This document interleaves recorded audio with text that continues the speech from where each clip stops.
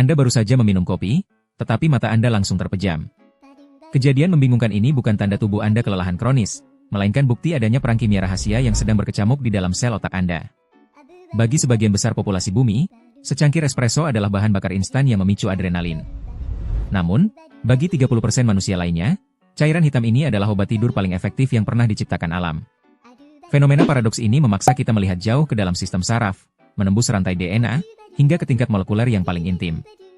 Untuk memahami mengapa keanehan ini terjadi, kita harus melihat bagaimana otak Anda bekerja saat Anda terjaga.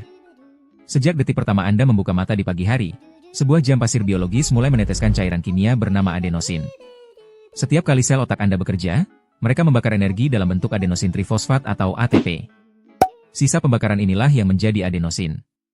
Senyawa ini perlahan-lahan menumpuk di celah sinapsis otak Anda sepanjang hari. Semakin lama Anda terjaga, semakin banyak adenosin yang terkumpul. Di dalam otak, adenosin berfungsi sebagai tombol peredup lampu otomatis. Senyawa ini akan menempel pada reseptor khusus yang disebut reseptor A1 dan A2A. Ketika mereka berpasangan, sebuah sinyal dikirimkan ke seluruh tubuh, kurangi aktivitas, perlambat detak jantung, dan bersiaplah untuk tidur. Ini adalah apa yang para ilmuwan sebut sebagai tekanan tidur biologis. Lalu, masuklah kafein ke dalam sirkulasi darah Anda. Secara kimiawi, kafein adalah penipu ulung. Struktur molekulnya sangat mirip dengan adenosin, bagaikan kunci palsu yang bisa masuk ke dalam lubang kunci yang sama. Saat Anda meminum kopi, kafein akan mengalir melalui pembuluh darah, menembus sawar darah otak, dan langsung menduduki reseptor-reseptor adenosin tersebut. Kafein menyumbat lubang kunci itu sehingga adenosin yang asli tidak bisa menempel. Otak Anda tertipu. Ia tidak mendeteksi adanya akumulasi rasa lelah, sehingga Anda tetap merasa segar dan waspada. Namun, skenario indah ini hanya berlaku jika sistem navigasi genetik Anda berjalan normal. Sistem saraf Anda baru saja dikhianati oleh secangkir cairan hitam. Disinilah plot twist ilmiahnya dimulai. Bagi mereka yang memiliki variasi genetik khusus pada gen ADORA2A, segalanya berjalan berlawanan arah. Gen ADORA2A bertanggung jawab untuk membangun struktur reseptor adenosin di dalam otak Anda. Pada 30% populasi, mutasi kecil pada gen ini mengubah bentuk fisik reseptor tersebut. Ketika kafein masuk dan mencoba mengikat reseptor yang bermutasi ini, ia tidak menutupinya dengan sempurna. Alih-alih memblokir rasa lelah, interaksi abnormal ini memicu perubahan struktural yang justru meningkatkan sensitivitas reseptor terhadap sisa adenosin yang masih berkeliaran. Dalam hitungan menit, sinyal kelelahan dikirimkan dengan kekuatan berkali-kali lipat lebih kuat ke pusat kesadaran Anda. Otak Anda langsung menerima pesan darurat bahwa tubuh berada dalam kondisi kelelahan ekstrim. Hasilnya, rasa kantuk yang luar biasa berat langsung menyerang sesaat setelah cangkir kopi Anda kosong. Namun, misteri ini tidak hanya berhenti pada gen ADORA2A. Tubuh kita adalah sistem kompleks yang melibatkan organ penyaring terbesar, hati.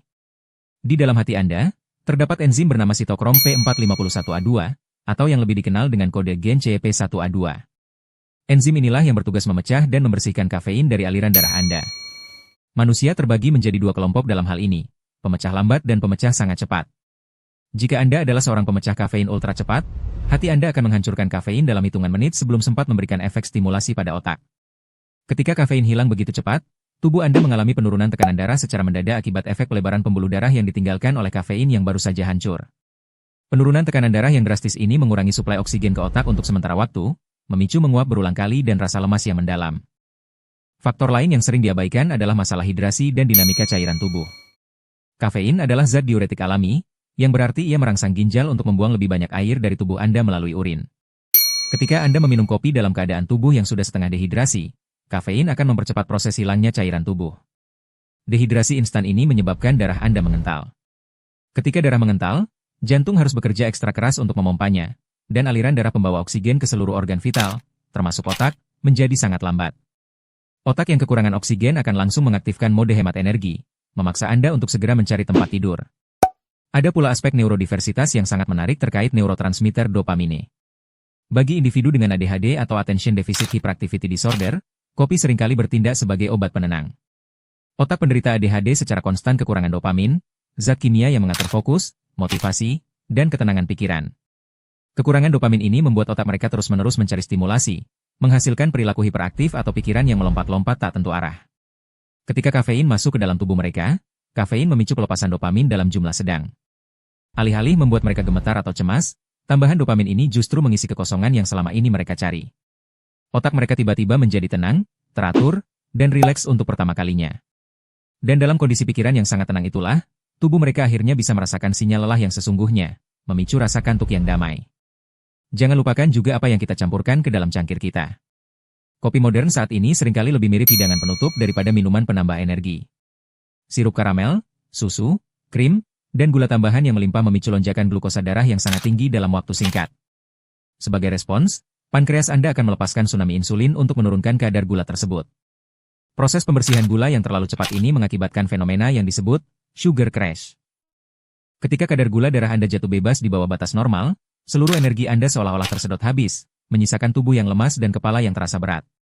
Sekarang, mari kita lihat apa yang terjadi di dalam kepala Anda pada menit ke-20 setelah meminum kopi paradoks ini. Aliran darah membawa kafein ke seluruh penjuru otak. Reseptor ADORA2A yang bermutasi mulai bereaksi abnormal. Pembuluh darah di otak menyempit akibat efek awal kafein, sementara tubuh mulai kehilangan cairan. Di saat yang sama, kadar adenosin yang terus menumpuk di luar reseptor berdesakan mencari celah. Begitu efek stimulan semu itu runtuh akibat metabolisme cepat, banjir besar adenosin langsung menguasai seluruh sinapsis otak Anda secara serentak. Ini adalah sebuah kekacauan neurokimia di mana sistem pertahanan tubuh Anda menyerah sepenuhnya pada rasa kantuk. Jika Anda sering merasakan kantuk yang tak tertahankan setelah meminum kopi, Anda tidak perlu khawatir bahwa ada yang salah dengan kesehatan Anda. Tubuh Anda hanya bekerja dengan cetak biru genetik yang berbeda. Anda memiliki sistem metabolisme unik yang memperlakukan stimulan paling populer di dunia ini dengan cara yang sangat personal. Jika Anda terkejut dengan bagaimana genetik mengontrol reaksi tubuh Anda terhadap hal-hal sehari-hari, Anda wajib menonton video kami tentang bagaimana tubuh kita sebenarnya menolak beberapa jenis makanan sehat tertentu akibat evolusi purba. Coba jawab jujur di kolom komentar. Apakah Anda termasuk tim yang langsung segar bugar setelah meminum kopi? Atau justru Anda adalah bagian dari 30% manusia yang langsung mencari bantal setelah cangkir kopi Anda kosong?